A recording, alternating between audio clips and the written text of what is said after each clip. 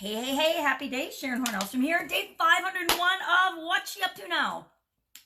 I am documenting the journey for 501 days. Actually, it's been longer than that, but I've just been documenting my journey of going from offline brick and mortar corporate world and, regular brick and mortar businesses to the online world of business and commerce and making a living online in my pajamas for 501, more than 501 days, but documenting for 501 days because I want to share a couple of things. Number one, it's a journey. It's not an overnight thing. No matter who we are and what we've done, I've got lots of experience, right? So I thought, I'll go online and it'll just be boom, I'll explode and everything will work out fine for me. And I will replace my offline income with online income, working when I want, where I want, with whom I want, in my pajamas overnight. Is that what happened? No, because I'm sitting here on day 501 talking to you. And am I where I want to be yet in my online business?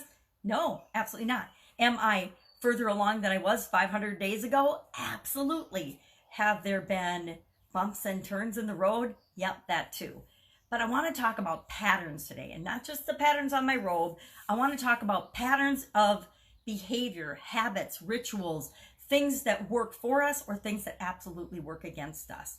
We all have patterns that we run in our life and in our businesses and what we do. We have ways that we behave every day, and we can actually consciously plan and make those work for us, or if we subconsciously just let those patterns run in our life, they can work against us.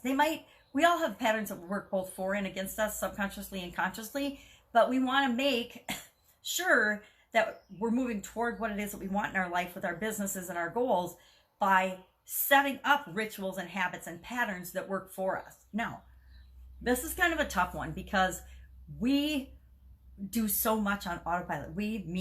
Human beings, do so much just automatically. I mean, if we had to think about everything we do, we would never survive. If we had to think about every time we blink our eyes, every breath we take, every time we swallow, chewing, if we had to think about thinking, if we had to think about digestion, if we had to think about any of how our body works, we would be in big trouble because it would just take up too much time and energy and we wouldn't be able to do anything else.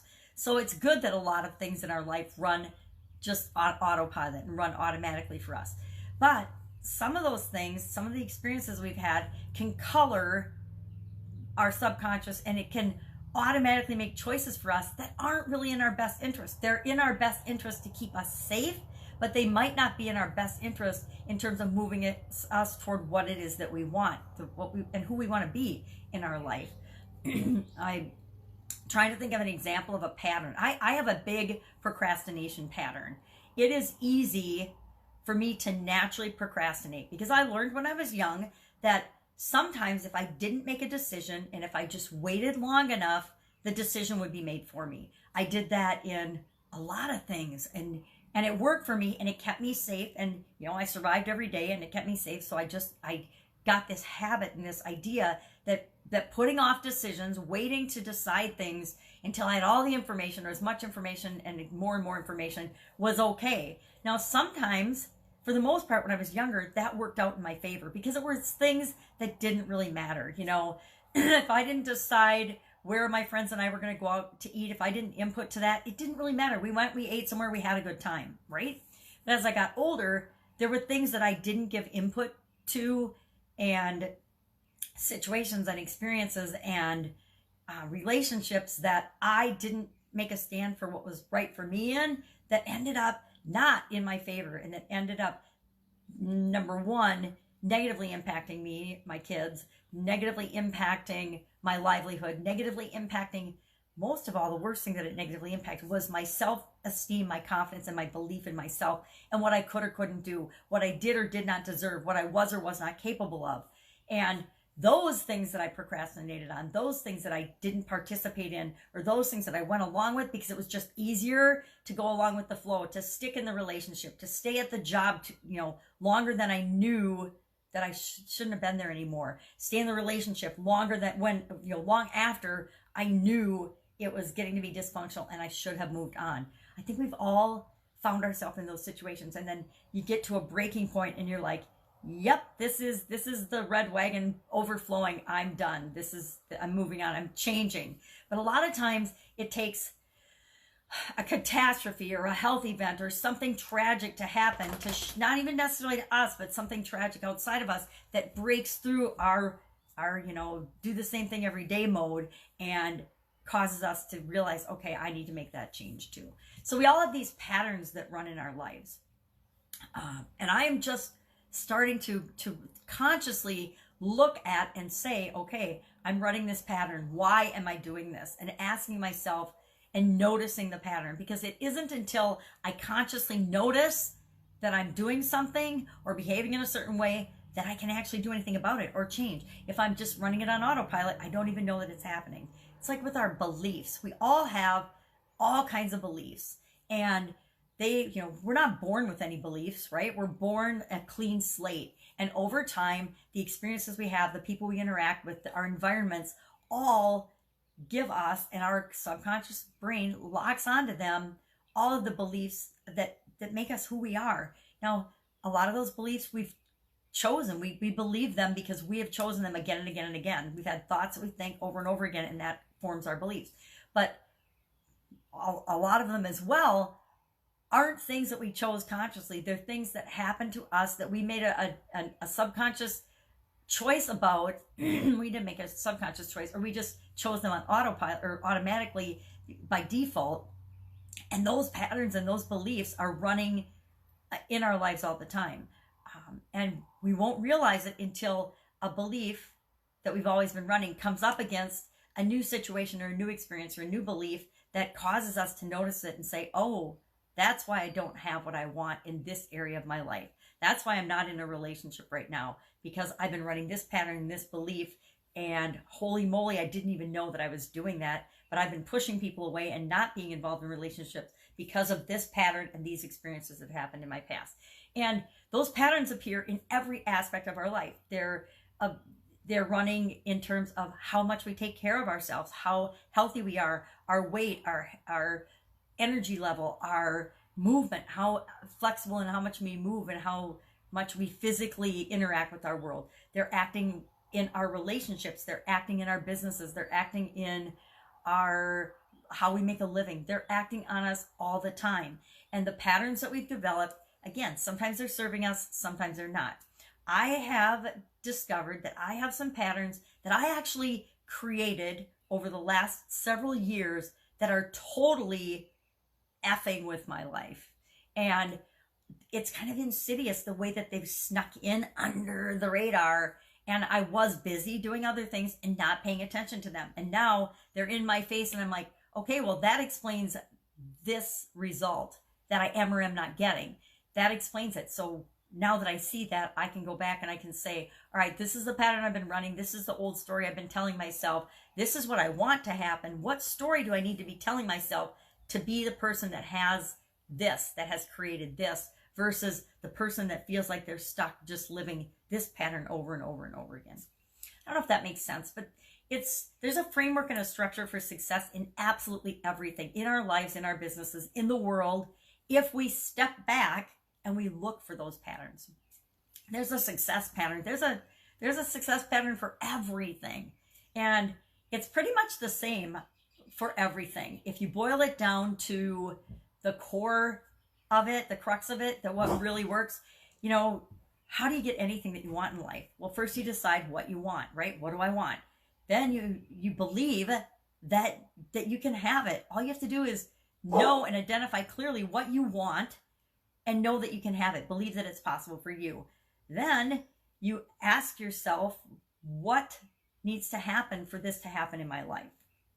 And once you ask, then you listen and you wait for, well, what do I need to do about this? You wait for what's called inspired action. You say, okay, well, what do I need to do to move toward this, to get this thing that I want?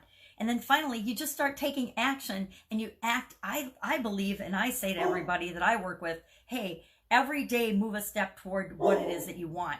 Take an action toward what it is that you want. It doesn't have to be a big step every day. Sometimes it can be teeny steps, because what happens when you take each of those little steps, you gain momentum. Things start to snowball, and before you know it, the little steps become huge, massive moves and steps and you've achieved the goal or the desire that you want. And then guess what? You're gonna have another one, because it's inherent in our human beingness that we always want and strive for more. We are all continuous improvement beings, and we can choose to be continuously improving in the direction that we want, or if we think we're sitting still, we're not. We're continuously disintegrating and degrading and not moving toward what it is that we want, because we haven't.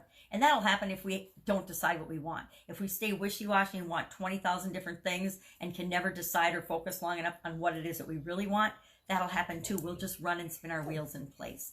So look for those patterns in, you'll see them everywhere. Once you start looking for them, you'll see them everywhere. You'll see them in other people's behavior. You'll see them, at work or at home or at school or in organizations you're in. You'll see them in your own behavior. You'll see them in your kids. You'll see them in your relationships. You'll see them in the way people work. You'll see them in how industries function and work. And then you look at the industry from the big picture, 30,000-foot view, and you're like, okay, I see the success pattern and the structure that works here.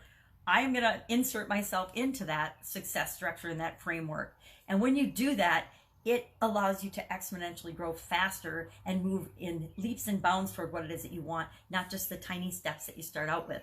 But you have to start out with the little bitty tiny steps first in order to know what the next step is, and the next step and the next step. So look for those patterns and know that, secret here, the biggest improvements that you'll see in your life and in your business will come when you identify patterns in yourself, in your own beliefs, in your own way of acting, being, and doing things that will give you the biggest quantum leaps in performance in any area of your life. It's when you see a pattern in yourself and you consciously choose to alter or change that pattern, and or sometimes we have to get rid of patterns. When we're younger, we tend to play all the time, party all the time, participate in behaviors that may not be in our own best interest, but we think they are at the time. And at some point we say, is this how I really want to be? For example, when I was younger, I used to drink and party with my friends and my husband and everybody else. But once I had kids, and okay, let's be honest, I'm little. I was never a really big partier or drinker. But once I had my kids, it was like a light switch went off. When I had my son, I just knew that wasn't going to work for me anymore. Because you know what? Babies and kids, they're up early in the morning, whether you've been out the night before or not. And it doesn't take long to figure out that, all right, if I'm going to be a successful, awesome mom, I'm going to have to change that behavior. I'm going to have to be a better version of myself, a better person. And that's what happens in a lot of areas of our life. So that's my little diatribe about patterns and frameworks and looking for the things that we can personally improve about ourselves, because that's what will make the greatest impact on our life and allows us to set the example for other people as well. So 90-day challenge today is actually day 42, all about the new story we can tell ourselves. And that's it. We're always telling ourselves stories, right? We're telling ourselves stories about how things are or how they should be or how we wish they were. And when we're doing that, we're either living in the past, the present, or the future. Mostly we, as humans, live in the past and are fretting and worrying about the future. And the trick is to live in the present moment, because right now is the only moment that we can make a change. We can think differently. We can behave differently. We can set in motion what we want to create in the future. There's nothing we can do about the past. The past is the past, and the sooner we learn to learn from our mistakes of the past and to not repeat them, but to then stop living on, dwelling in, commiserating over things that have happened that we have no way of changing. There's nothing we can do about things that have happened, things we've said, done, felt, believed, impacted in the past. Nothing we can do about that. Right now, we need to decide what we're going to do, because that's what will impact everything now moving forward. So new story, and we do that by telling ourselves a new story. We paint a picture of the story of what's possible or what we want our life to be, and we focus on that.